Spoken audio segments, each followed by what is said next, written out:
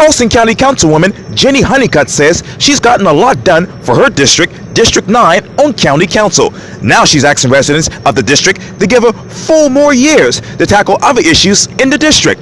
I talk one-on-one with Councilwoman Honeycutt for this edition of Quintin's Close-Ups. And if you haven't already, subscribe to my YouTube channel and like Quintin's Close-Ups on Facebook.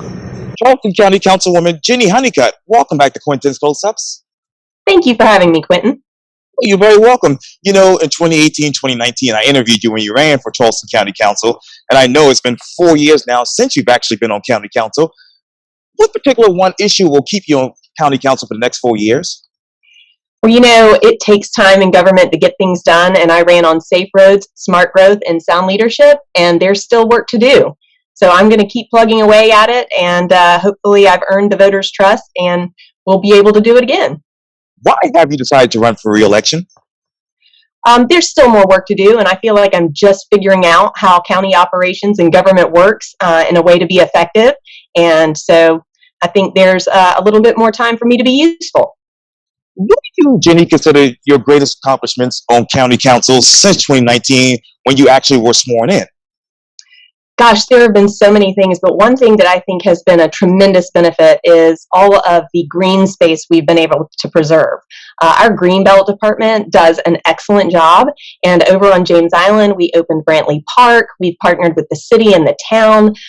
We also opened another passive park recently that the city purchased. We're even working on another project in addition to Fort Pemberton over in Riverland Terrace near Plymouth Park. So there's so much we can do to preserve the quality of life that we enjoy, access to the water, and just making our community beautiful.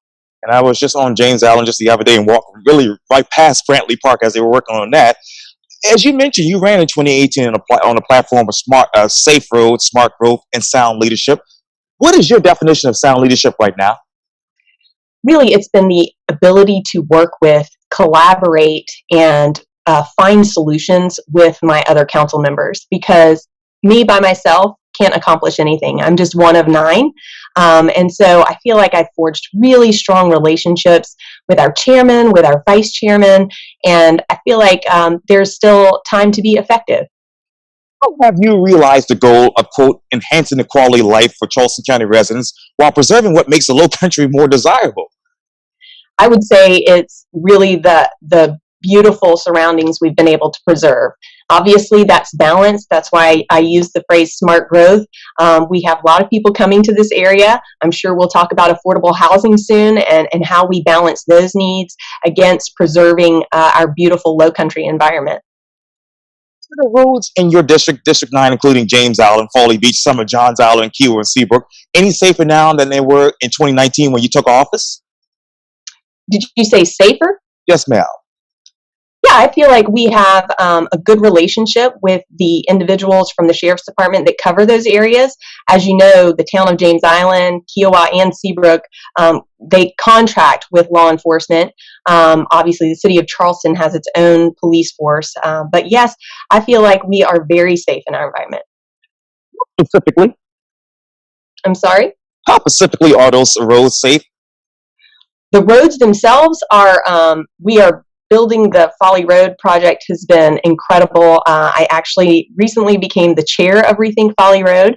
And so we are doing a lot of things to enhance safety along those corridors, just like Riverland and Central Park. Making sure pedestrians have access is a huge concern of mine. Making sure we address safe road needs for all users and not just cars. And I'm going to get back to that particular part in just a minute. Now, let's say, for instance, we're still in the middle of COVID. If COVID cases were to rise again and we have a continuation of the pandemic, how can Charleston County move forward with the severe infrastructure needs we have to face in the middle of the pandemic, and obviously if it becomes an issue again with COVID? I'm not sure how much COVID plays a specific direct role on the ability to advance our infrastructure, except for slowing down votes. I know 41 took a really long time to get through. What I would say is right now we are at the peak of a very high market. Cost of construction is extremely high right now, and that is affecting all of our projects across the board. So we are having to be very cost conscious about those things. And what is that price in your district? There is no specific dollar amount on all these infrastructure projects. Most that are going forward have already, they already have a budget that's set forth. What ends up happening is when there are cost overruns, when the cost of concrete goes up, when the cost of steel goes up, that happens everywhere. It's not isolated to one project or one area. Now, you also talk about providing sound leadership on your website and specifically, again, advocating for our barrier islands and getting results. As I mentioned, you represent James Island, Folly Beach, Kiowa, Seabrook, and of course, Johns Island. How have you actually advocated for those islands and actually gotten results? Again, serving on Rethink Folly Road, serving in areas not just isolated to my district, but in making sure relationships are built with my colleagues so that when I have a request, that I am heard and that we are working together to improve each other's districts. I think that is the key. Being able to have relationships to advance things that are of interest to your constituents is very important. How have you advanced the other council members' districts? Well, I know we've done a ton of economic development projects since I've been on council. Our economic development department is booming, and obviously people want to come to Charleston. It's a great place to live. A lot of that ends up in North Charleston, and while I support that, I want to see some of that spread out to James Island and West Ashley areas.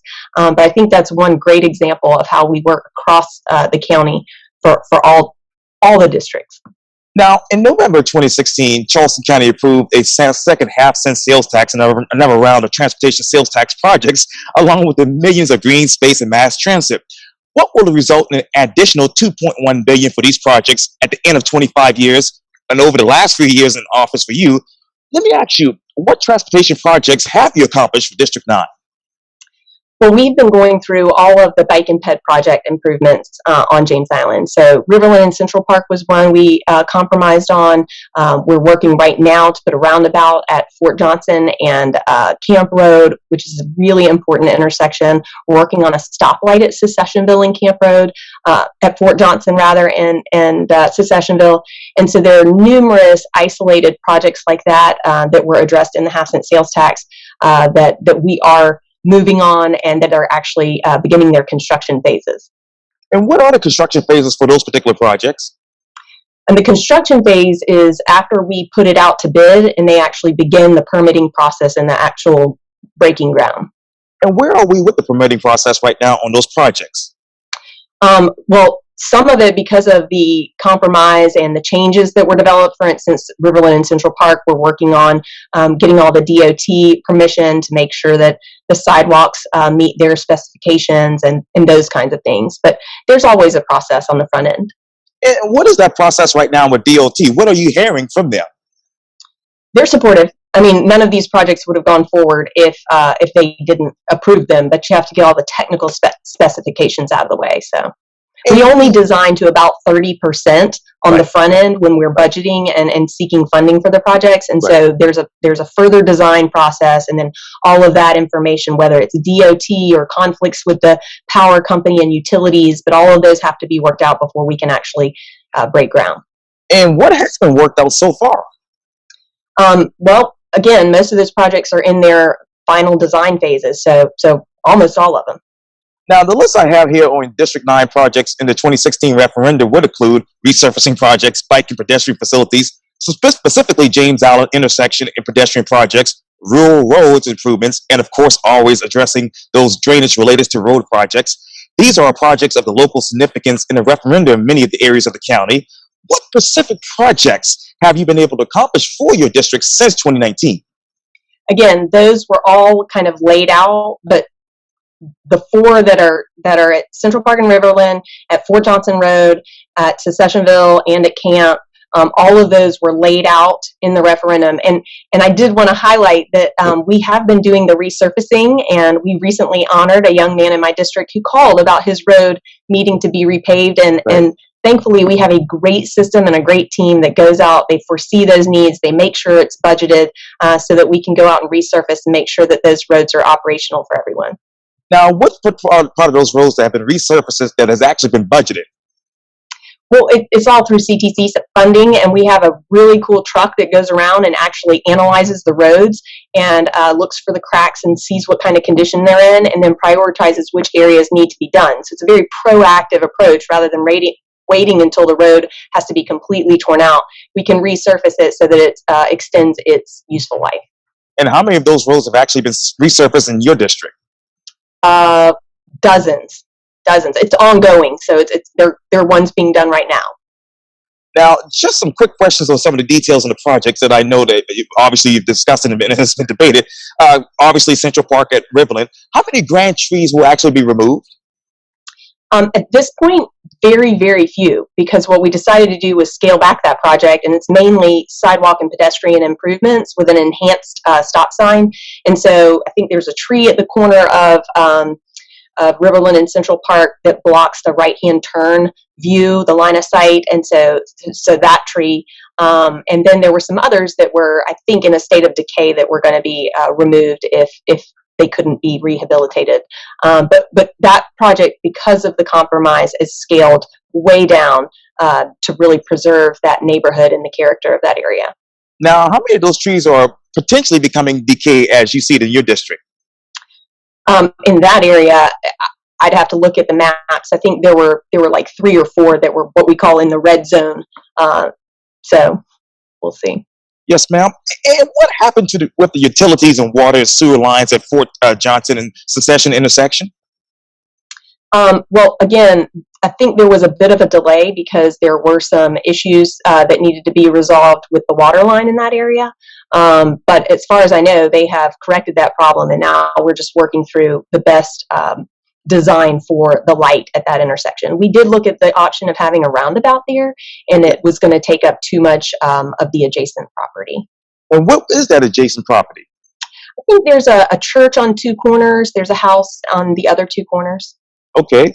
Now, obviously, as you mentioned earlier, Jenny, you are obviously the chairwoman of the Free Think Folly Road project. What exactly is your vision that is for that particular project? A road that serves all users. So, yes, we'd like to beautify it, but also making sure that it's safe for people walking and pedestrians and cyclists and cars. But really making that a more usable road and a city center type road that people want to get out and walk around from shop to shop or restaurant to restaurant. Now, I was just over there just a few days ago, as I mentioned, but and I'm looking at it right now. But will any grand trees be cut down at Fort Johnson and Camp Roads? Fort Johnson and Camp, I think there may be a couple, but I'd have to look again at our plans for that. The one thing I know has to be done is we have to move the Stone Post Road fence or gate back, relocate that. But I don't think any trees are actually impacted in that area. I'd have to double check, but I don't think so. Now, let me go further down Folly Road. I'm just keep looking down in my head here. But let me go down to Folly Beach. What exactly are the works for the future of Folly Beach there? On Folly Beach in terms of roads or? Oh, yes. Well, particularly I'm looking at the crossover right there, but the traffic congestion there. Yeah. Okay. So, I mean, the beach made a decision years ago before I got on council to sort of narrow and restrict its access to the island by taking it from 4-lane to 2-lane with a median and some parking on the sides of the road. And so I think there've got to be some creative solutions for all of our beach communities. I know that they've talked about a bus that runs out to the beach that people can use, but I think the traffic is going to continue being a problem as far as access on very high demand days because there's simply not enough room to get all the cars that may want to get out to the beach out there. And same with parking. At some point, you just run out of space in our beach communities. So. Is a bus service to Folly Beach ideal right now? I mean, I think it's something we should definitely explore. There have been a lot of complaints about that when we discussed it in Isla Ponds and Sullivan's Island contexts. People complain, you don't want to haul all of your stuff, going out to the beach with kids and all the stuff you take to the beach, umbrellas, towels, and lunch, packing coolers on a bus. It's just, seems like it wouldn't work. But you know, we have to be creative if we're going to make enough space for everybody. Can we go to Apple Palms and Sullivan's Island for a moment, Jenny? Would that be ideal over on Sullivan's Island? A bus service Again, there? I definitely think it should be considered, and I think they've tried it. So. Oh yes, many years ago. Now let me move over to Johns Island, Kiowa, and Seabrook. I have seen where a great deal of development has been approved from Maybank Highway and permits are being issued. Has any headway been made on the county's Maybank Highway improvements? So we are right now working very heavily on the main road corridor improvements. So that takes you basically from Highway 17 all the way down to Kiowa. It's separated into 3 segments, segments A, B, and C. As you may be aware, we are underway on the $100 million flyover project, which is segment A. That's been approved. That's in its, finalizing the design phase and should go out to bid the end of this year or next. And so the next question is, and we got a presentation from a Johns Island group of interested folks on the segments we need to address, the priority issues between segment C and segment B. And so right now our transportation department is presenting on Thursday of next week in response to that presentation. So it'll be interesting to see what they say the need is and how we should proceed. But we are listening to every voice and want to make sure that we spend those tax dollars wisely. Now, I want to read to you from a Post-Sequoia editorial dated July 10th, 2021, entitled, quote, "Charleston County deserves more rational, beautiful roads," unquote. And the person read says this: on Johns Island, a group of residents want Charleston County to reconsider plans to widen large swaths of Bohick and the main roads, and instead of working on smaller, more targeted improvements that would save more private property and grand trees and possibly even cost less, unquote. And it says this, it goes on, actually says this, quote, "A group of residents have formed a nonprofit, Rational Roads for Johns Island, and hired consultants to work with the community to develop a new approach." Do you support more rational road plans for Johns Island that would save money and save trees and preserve what is so special about Johns Island? Those are claims that need to be validated. Obviously, that's what our staff is working on now. Every idea is welcome. Not every idea is the ideal solution. So that's what we're working on right now. And I do trust our staff. We have excellent transportation department and our own consultants who are evaluating this. And what we want to make sure is we are making the best long-term decisions. We understand there's going to be a lot of growth on Johns Island over the next 20, 30, 40 years. And so we need to be planning for that and get ahead of the curve. Sometimes we are accused of being behind in our infrastructure, and so we are working diligently to make sure that we meet those future needs. What are those future needs? Well, one is handling the growth. And so we have to use models that accurately anticipate that, because you can make engineering say a lot of different things depending on the assumptions you make. And so we just have to make sure that we are making the most accurate assumptions. What models are you looking at right now? Well, we use the CHATS models from the BCD COG. We use DOT models. Whatever data is available, we're using current, but there are future predictions you have to make. And those really, some people have different assumptions. So we just need to make sure that we're doing the best we can to predict as accurately as possible. And I hate to ask this might be so silly, but what future predictions are you making right now? Well, population numbers, really. So the question is growth 10%, 20%? We have seen explosive growth out there over the last 10 years. And so what does that look like going forward? What are those needs going to be? How can we change traffic patterns and behaviors to make sure that we're making the use of all the road systems that are out there? And again, we want to make the least impact as possible if we can achieve results from that. But what we don't want to do is sell residents short because we failed to anticipate what may occur in the future. What traffic patterns would you change? Well, for instance, a lot of people hop on Maybank Highway. They go all the way down, they take a left or a right. Well, really, that traffic needs to be dispersed on. Maybank Highway is extremely busy and dense at right now, and so our people's traffic pattern is going to change such that they use Plow Ground Road or other Brownswood Road or just other connection roads. And what can we do to enhance those, particularly at intersections, to make sure that they function well? What other connection roads would be ideal right now? well, mainly existing arterial roads is what we want to use. And the reason Maybank Highway wasn't widened years ago was because there was this sort of concept that you could create this interconnected group of side roads and everybody would sort of use those. Well, unfortunately, patterns don't change that easily. And so we still see very congested, dense areas that create a lot of traffic. 526. I would like to read you from another article, editorial that is on this issue dated November 18th, 2021 from the Postal Courier. It says this, quote, efforts to complete the I-526 Beltway over and through Johns Island have hog-tied implementation of most other road improvement projects relating to Johns Island and parts of West Ashley, now in excess of 20 years. And people are getting sick of the delays and want answers, according to the person who wrote this editorial. This piece goes on to say that the I-526 extension is, quote, an outrageously expensive project, all for the sake of an 8-mile, 4-lane, slow-speed parkway that would displace 13 homes, 7 commercial buildings, and cut through the James Island County Park. Even more concerning, a supplemental environmental impact statement suggests the project will have minimal positive impact on mobility.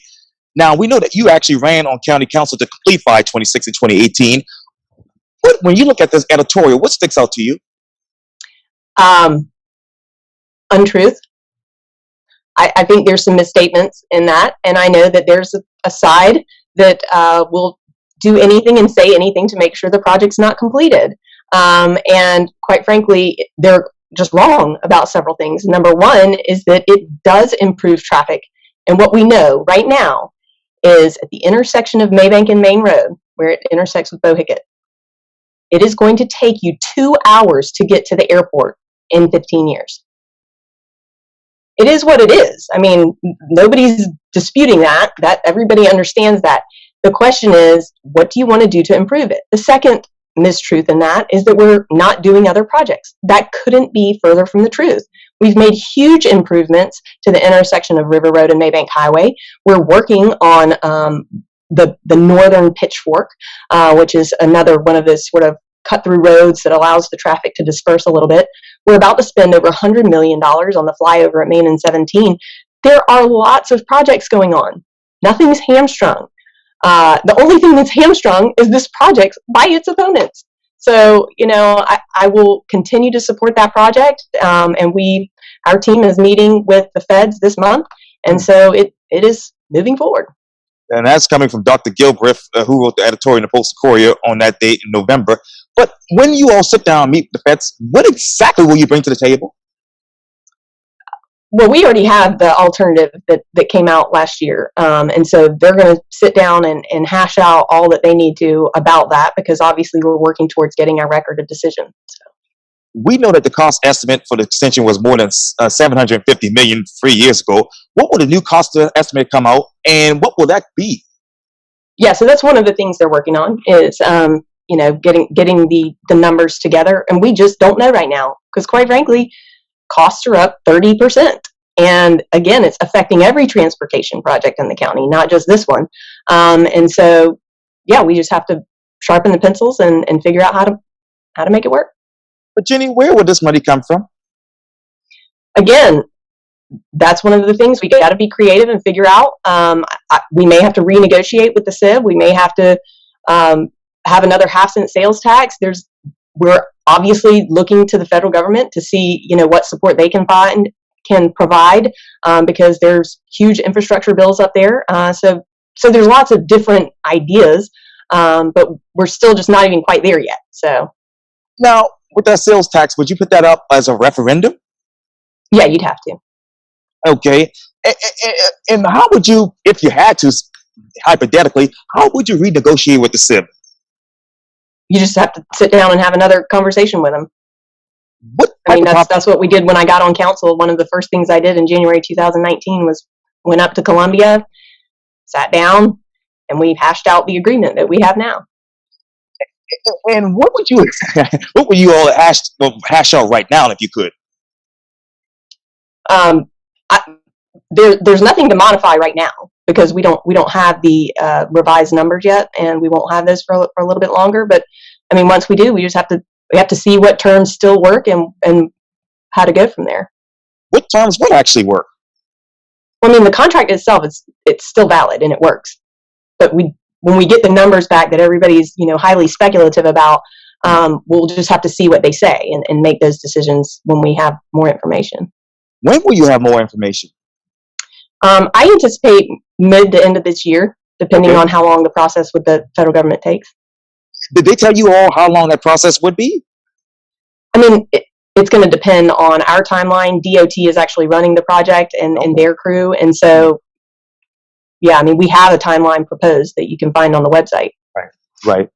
Is there anything different from the timeline you have now to what you had many years ago?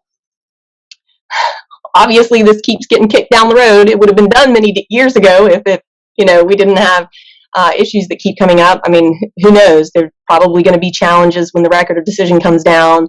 Other legal challenges that might come up. So, yeah. What legal challenges do you all for actually seeing happening right now? Well, there's the current case, which is up at the Supreme Court, and that should probably be heard in the next 6 months, I would imagine. And then there's, you can challenge a permit once it's issued. Okay. Now, we know that no funds were allocated for the extension of 526 in the 2016 half-cent referendum, and that it was controversy to include that in the referendum, with the decision made not to include 526 in the referendum. What changed? So let me be very clear. That statement is incorrect. We don't list the projects that we're going to do in a referendum. We put it out to the voters, and those projects get chosen after the fact, just like we don't have all the Greenbelt projects proposed when we go out to do the referendum. We just say we can spend X amount of dollars of this, or that we're going to allocate X amount of dollars toward Greenbelt.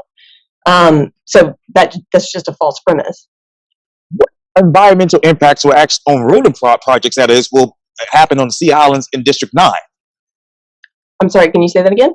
Yes, ma'am. I'm sorry about the little wind out here, but what environmental impacts of road projects on the Sea Islands in District 9 are you concerned about? Well, I mean, obviously, we want to stay as environmentally sensitive as we can. And so when there's an opportunity to use a 3-lane road or turn lanes that would be just as effective over the long term as widening the road, then we want to do that, particularly when it impacts different communities and our historic canopy, like along Bohicket Road, which is segment C of the main road corridor. So there's lots of areas, but you also have to do what works. And so there's a balance there. And that's where we try to strike that smart growth balance to make sure that we're meeting the needs and doing so in the most sensitive way possible. And what type of balance do you all have now? I mean, I feel like we have been extremely sensitive. I mean, 41 is a great example. We are listening to the community. We are trying to provide solutions that are going to work. Unfortunately, when you compromise, you end up getting solutions that may not work for very long. And that's kind of where that project is right now. I mean, the solutions engineers, consultants have told us that will not work after 10 years. We'll be back in the same place. What will be the long-term solutions for Highway 41? I should ask Rob Weirman, but he's hiding from me. But I'm hoping to get him back on Peninsula. I'm sure he's not hiding. He's a busy guy with little kids.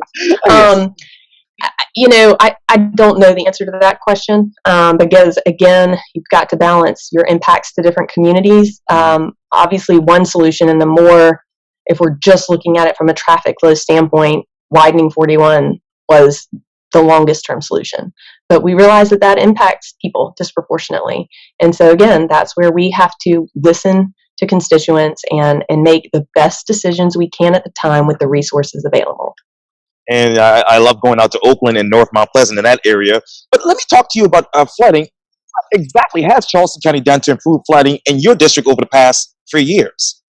So we have an excellent public works department that has worked so hard. I would say the main area is near the Stono River outfalls. And of course, when you're talking about moving water from flat areas that in some cases are below the water line, you've got to have drainage. And if your outfall is full, either by accretion of the waterways or, overgrowth in your drainage system, it doesn't work. And so what we have found is that we have to go in, we have to get proper easements in neighborhoods that are older. It's very difficult to maintain open drainage areas because you can't get to them. And so our department has worked extremely hard to obtain those. And that area around Central Park Road has been a real focus because of it being so low and those drainage features just not functioning properly. Which drainage features are not functioning properly right now? Primarily the outfalls. They're so accreted. You have areas where water used to flow out to the Stono River or the James Island Creek, and those have all just filled up with mud over the years. That's how nature operates. And what then happens is the farther back that goes, you start to naturalize your drainage areas. And when you have a ditch that has spartina grass or, marsh grass or certain wildlife in it that's naturalized, it then becomes extremely difficult to get a permit to go in and just dig it out. And so we constantly run into that challenge, and we're working with the state on how we can more efficiently maintain drainage systems that are intended to carry water out, even though they may be part of the natural ecosystem.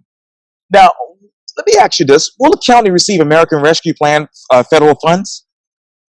Yes, we're receiving funds. How much? I want to say 80 million, but I'd have to defer to staff on the exact numbers. But we are working, if you're referring to the funds that we are going to use through our housing and revitalization committees, then yes, that's what we're doing.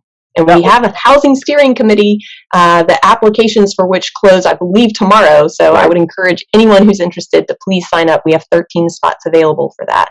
Wow. And what is the county's plan to do with all of these funds?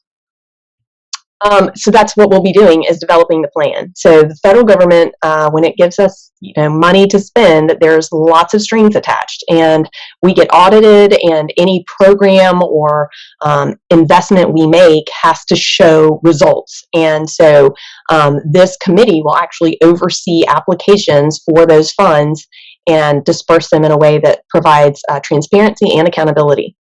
Now, is there any plan to try to use some of those funds for the extension of 526? No, sir. We couldn't use those funds for that. Those transportation dollars are separate buckets. Now, when do you expect the county to actually get the funds? I'd have to check with finance staff on that, but I believe they come in what we call truances, or I'm butchering that word, but Christine Durant would know it right offhand. Tranches. Yes. So the money comes in waves, and then we allocate it out. Now, is the county working with the city of Charleston in allocating these particular funds? I believe the city gets its own resources. Okay. The county dollars are being handled by county. Now, that doesn't mean city projects won't apply for those dollars. Right. But yes, ma'am. That's what I meant. I'm so sorry about that. But will the funds be used for tax breaks or employee raises? No, sir. The funds, this is what's really important to understand. These funds are extremely targeted. So no. And the specific dollars coming in, which are they CARES Act money? Are they ARPA? Are they? Right. I'm probably not going to get all of that correct, but the important thing is there's certain things that can be reimbursed. So due to COVID, there were certain costs that could be reimbursed. But these funds are specifically for projects that the county council identified 4 main project areas that we wanted to invest in, like affordable housing. And so that's where we're going to be. This housing steering committee will be working on those. Now, how many funds have had to be reimbursed back to the federal government? These are not funds that have to be reimbursed unless you don't properly use them or spend them. So they have to be spent within a certain amount of time. So these projects that come almost have to be shovel ready in the sense that they're ready to go. This is not like a forward, 10-year plan. These projects have to be implemented within the spending period. Now, those shovel ready to go projects, how many of those are in your district? We haven't opened the application process yet, so we don't know. I hope lots of people from my districts will apply. I hope that we get projects all over the place. So. Now, I understand that the new district lines are approved for county council districts, and that District 9 includes some of Peninsula downtown, if I'm not mistaken. What concerns do you hear from the residents right now? Which of downtown? Yes, ma'am. I'd say the primary point of discussion right now is what to do about flood surges and the potential for a devastating flood surge. So obviously right now they're going through the process of looking at the feasibility of a wall, what that would mean, what it would look like, what it would cost. So what it needs to protect, whether it's just the hospital district or if, it goes all the way around High Battery. So there's still lots of unknown out there, but I'd say that's a pretty big issue on people's minds. And I'm sitting 2 blocks away from the hospital district right here. But let me ask you, do you support a seawall for the peninsula that will protect some of the downtown residents, but possibly not others on the east side where I live and up towards the North Neck? I absolutely support going forward with this project to get the information. So what they're doing right now is a study. It's about, I believe that the city's contribution is $17 million, but it's moving forward with the study to evaluate this. There are so many factors to consider, cost-benefit analysis. If we have a storm surge of 20 feet or more, it's not just the peninsula that's going to be impacted. So we have to think about how that's going to affect everybody on the coast. And so we have to do an important cost-benefit analysis about what we want to protect and how we prioritize that. Now, what's at stake here is 2-to-1 federal funding. And so it makes sense to explore whether we take those $2-to-1 from the federal government. And so I absolutely support exploring that and doing the study to get the data we need to make an informed decision. Data does the county have right now? I'm sorry? What type of data does the county have right now?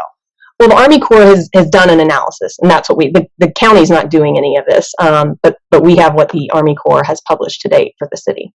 And I know this is a silly question, and it's something that will probably eventually come up, but how much money would this county match for all of this? We have no idea at this point. If the seawall could negatively impact James Island, obviously the James Island waterfront homes and residents also in your district? Look, those are questions I would like to see answered. If county council, which represents all the way from Allendale down to Hollywood, is going to support something like this, we've got to figure out what its impacts are and what our role in that is. And so I definitely, again, agree it needs to be explored and we need to understand the full impacts for sure. What impacts do you think will happen, in your mind? I mean, I don't know. I'm not a hydrologist, so I don't know. When you put a wall up, that water's going to go somewhere if it's not going downtown. So I imagine it will be displaced. But yeah, I think those are the kinds of questions that other people around the peninsula that aren't on the peninsula are going to be asking. So I have to ask you this about Kiowa, but let's go back there. Will Betsy Harrison be widened? Betsy Harrison is already widened. Betsy Harrison is the 4-lane road out to Kiowa. There's no plan or. And how is that going right now? It's not. There's nothing planned for Betsy Harrison right now. Betsy Harrison, I think what you may be referring to is what we do on Bohicket Road up to Betsy Harrison. Sorry, but yeah. Yes. So that's segment C of the main road corridor. And again, that group Rational Roads that I was just talking about wants us to focus on segment B, which is around Maybank Highway, really from Chisholm Road to Edenvale, because again, depending on who you ask, the data can be interpreted differently, but they don't feel like there is a need right now for widening Bohicket beyond Edenvale. Let me turn to obviously recycling. I know that there's going to be a privatization of all real recycling services in the county slated to start this summer. What are your residents saying about that? The residents just want their recycling to be recycled. That's what the residents say. When they take the time to put their separate material in the blue bin and they take it to the road, they want it to be recycled. And so what my job is, and that, from there, is making sure we do it in the most cost-effective way possible. It's important to recycle because every bit of recycling you put in the landfill takes up landfill space that is at a premium. And we are running out of airspace at the landfill. And so we have to think creatively. We've got to encourage community participation. And then we've got to do it most effectively we can with the tax dollars we have. What cost, reducing ideas do you have right now? I think privatization was the first big step, because it is very expensive to operate and maintain all the equipment and do all of those things. And so giving that to professionals who are in that industry made sense from a cost standpoint. Councilwoman Jenny Honeycutt, thank you so much for your time. And again, welcome back to Quintin's Close-Ups. Thank you, Quintin. It was a pleasure. Likewise.